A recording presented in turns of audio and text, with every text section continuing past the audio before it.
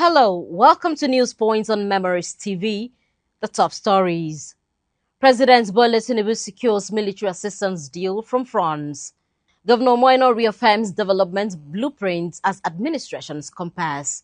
On the foreign scene, Pakistan vows to eradicate terrorism as truce with Afghanistan is almost complete. Details of these and other stories coming up in a moment. I am Ofonisa Basit Johnson.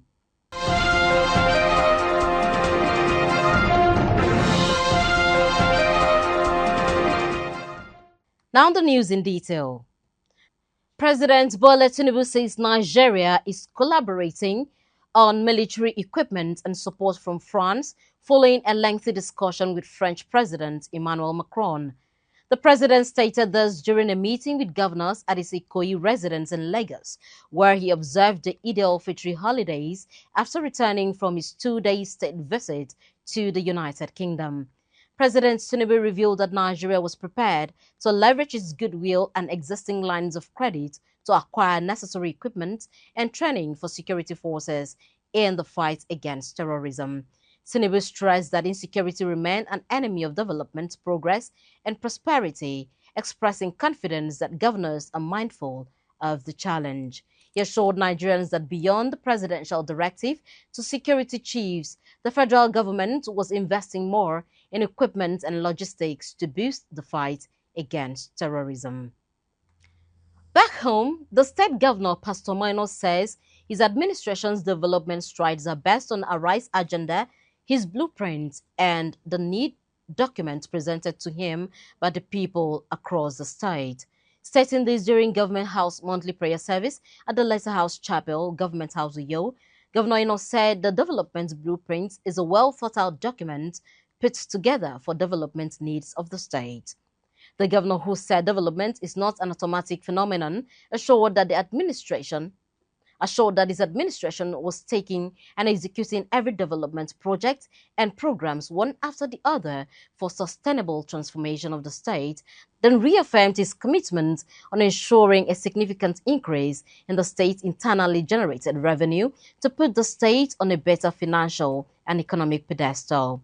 Our government house correspondent, Mfonabang Ekot, reports that the governor urged all government ministries, departments, agencies, and relevant financial stakeholders to abide by the set rules and standards of the TSA to bring more funds to the state, warning that any act of compromise or sabotage will be treated accordingly.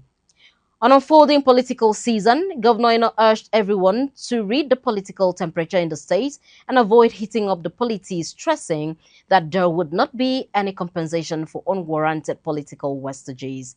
He implored everyone to keep on supporting the unity, peace, and development of the state, stressing that government is committed to ensuring that the security and welfare of the people is given priority.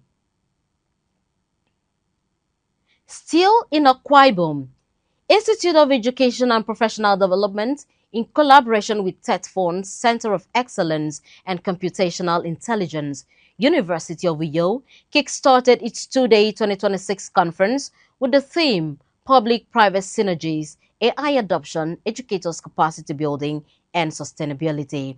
Speaking at the event, the chairman, Great Memories Media Limited, a conglomerate of Memories Print House, Memories TV, and Memories 96.5 FM, Deacon Ubong Andresian, who spoke on defining moments of rapid technological change in the society, described the increased pressure on the educational system, harping on the need for inclusivity, where both learners and educators will be equipped with effective tools that will make AI a powerful enabler, both in a private and public space, but caution on adopting AI responsibly and productively.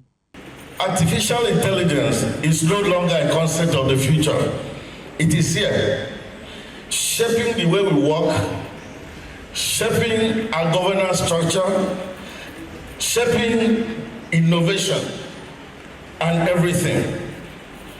The question before us is not whether we should adopt AI, but how we adopt it responsibly, how we adopt it equitably, and how we adopt it strategically. These strengths are aligned and harnessed AI can become a powerful enabler, improving service delivery and expanding access to quality education and accelerating national development goals. The lead keynote speaker, Commissioner for Education, Professor Ubong Umo, says artificial intelligence on a darker approach where the utilization of the natural brain has been put to hold because of dependency on machines, depriving a huge population of humans functioning in a densely populated demographic society in Africa. We should be able to cast our mind back that man has gotten into the best of all kinds of invention, but mankind has also threatened humanity with this kind of invention. Most especially as it has to do with our educational system. The only thing that differentiated man from every other being was the ability to think. Not just thinking, but reasoning. Thinking that produced solutions. Also speaking, the acting Vice-Chancellor, University of Uyo, Professor Samuel Oduwemi, represented by Professor Enobong Ikpeme, says university is a center for ideas, innovation and reform, adding that institutions should not be defined solely by infrastructure and enrollment of members. Universities have always been centers of ideas, innovation, and reform. The University of Uyo remains committed to that tradition. We recognize that the future of education will not be defined solely by infrastructure or enrollment numbers, but by our willingness to embrace responsible innovation.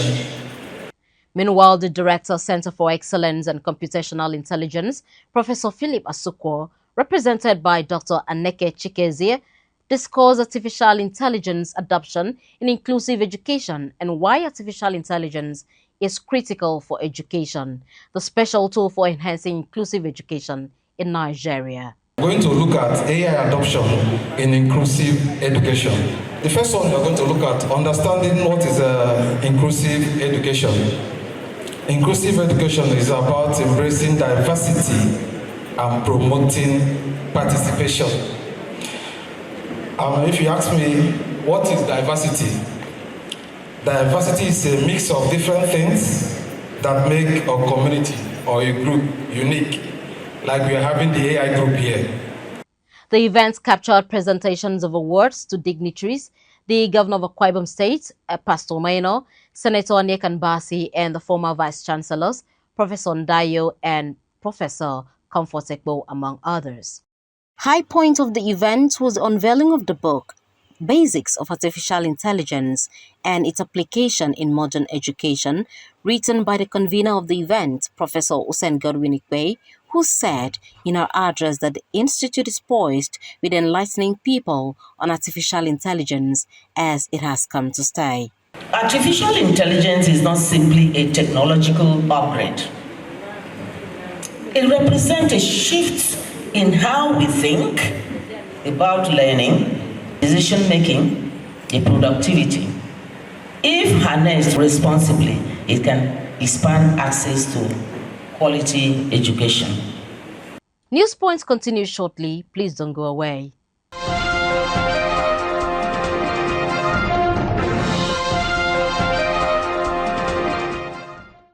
Welcome back and thank you for staying tuned to News Points on Memories TV. And now to the rest of the news.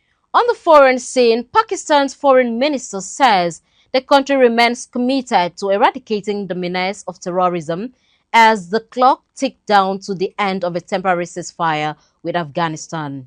Both countries announced a halt of hostilities recently for the Eid al-Fitr holiday, marking the end of Ramadan. The truce came after a Pakistani strike on a drug rehabilitation center in Kabul recently, which Afghanistan authorities said killed more than 400 patients and citizens. But in a message to mark Pakistan Day, a national holiday, Foreign Minister Ishaq Dar indicated that the country's approach to the conflict has not changed, still committed to eradicating the menace of terrorism. To end the news, let's take a recap of the top stories. President Bola Tinubu says Nigeria is in collaboration on military equipment and support from France following a lengthy discussion with French President Emmanuel Macron. The state governor, Pastor Moino, says his administration's development strides are based on a rice agenda, his economic blueprint, and the needs document presented to him by the people across the state. On the foreign scene, we reported that Pakistan's foreign minister says the country remains committed to eradicating the menace of terrorism as the clock ticks down to the end of a temporary ceasefire with Afghanistan. That's the news today. For more updates, please like and subscribe to this channel or follow us on YouTube at Memories TV Online. For views, comments, and coverage of your newsworthy events and general event coverage, please call us on 0909 000 0581. I am Ofonisebasi Johnson. Please enjoy the rest of your day.